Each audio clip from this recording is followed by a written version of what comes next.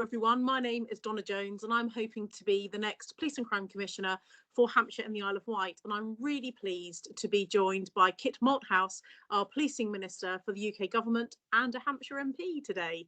Hi Great Kit. to see you, Donna. Hi, nice to see you again. Thank you, and thank you for taking questions from people across Hampshire and the Isle of Wight. So I put a post up on my Facebook page over a couple of days ago, and it's had over 100 questions I've had sent in, which is fantastic. Right. So I've picked 3, if that's okay with you. So I'm going to kick off with the first one. It's from a Hayley Taylor who lives in Pembroke, and she has said, what more can be done about travellers and illegal encampments? They take over our playing fields, meaning that local kids can't use the space. They leave rubbish everywhere and are often aggressive or hostile to passers-by. It's just not fair.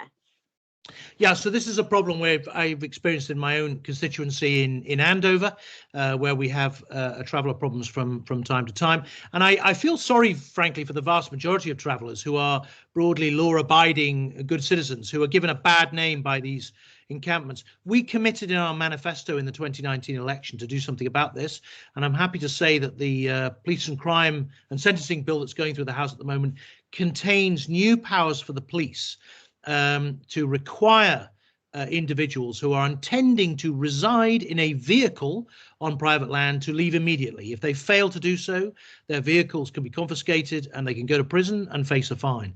So we're significantly stiffening up the powers to deal with illegal encampments, whether it's travellers or anybody else, frankly, who's doing this on an unauthorised basis, so that we can strike a good balance between local people who want to go about their business and use their playing fields and amenities and private landowners, and the travelling community, the law-abiding travelling community that doesn't want to have its good name besmirched by these illegal encampments.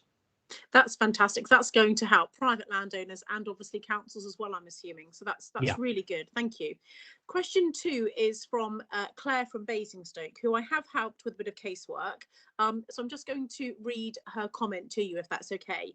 I'm a survivor of a very abusive relationship. After 12 years, I escaped.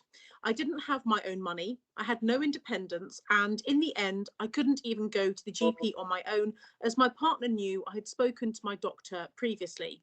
When I left, I had to make a new claim for universal credit, and it took over 2 months because the DWP couldn't verify my claim. The reason? They were trying to get hold of me on my mobile phone, but I'd had to hand it into the police as part of the case. In the end, I thought I was going mad. It made things very difficult. So it's not so much a question, it's more some feedback and a comment. So yeah. Yeah, well, I'm really, really sorry to hear about that case. And we do recognise that the new requirements around digital disclosure, particularly in domestic violence or indeed rape and sexual assault cases, cause a lot of difficulty with people. We've got a specific piece of work ongoing at the moment with the police and the Crown Prosecution Service as part of our review into rape and sexual violence, looking at how we can shorten the time that people have to surrender their mobile phone, and also limit the information that the police are able to look at on the phone. So there's a number of initiatives. So for example, there's technology now where the contents of a phone can be downloaded immediately for later examination if required. And also there's now a kind of protocol protecting individuals' privacy, but nevertheless allowing police to investigate. So we're totally on this problem. We're trying to shorten the period of time. We recognise the distress it causes, and I apologise to your constituent particularly for that incident. Well, that's really good feedback, and I think that will really reassure her. And just a quick one, the dates on the new domestic violence bill, do you know when that should become law? Well, we're hoping before the Queen's speech, which is in early May. We have to get it through before then, because otherwise it falls, because it can't carry over. We're in a bit of ping pong with the Lords at the moment, but the broad principles of the bill are agreed, and I'm hoping it'll be on the statute book before the summer. That's amazing. My final question, thank you very much, is from Tony Ransley, who is someone who is a big supporter on my social media channels. I've got to know him throughout this Police Commissioner campaign, and he has said, Donna has a vision for using technology in tackling crime and speeding up the criminal prosecution process. The police traditionally resist change, which may or may not be a good thing. What will your ministries do to support Donna in her quest, specifically in granting central approval for technological systems such as reporting apps and speed cameras? For example, it costs £60,000 for a speed camera to get ministry approval, which places a severe constraint on companies developing speed management systems. Well, it is a great question, and I'm a great believer in the use of technology in policing.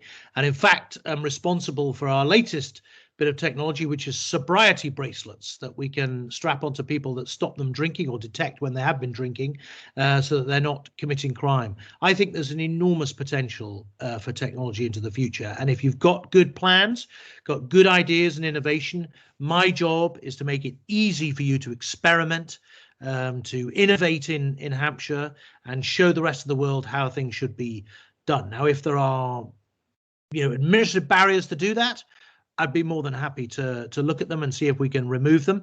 But I have to tell you, I think just in the last week alone, I've approved 2 new types of speeding cameras.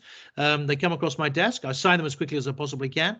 And if there's any more technology of a similar nature that you think can be used, particularly in dealing with violent or acquisitive crime, I'd love to talk more. Great. As a local Hampshire MP, obviously, I'm hoping that you and I will work really closely. Thank you for your time. I'm hugely grateful, Minister. It's been lovely to talk to you. Thanks a lot, Donna. I can't wait to see you on May the 7th. Vote Jones, everybody. In Hampshire, I will be. I hope you will too. Thank you.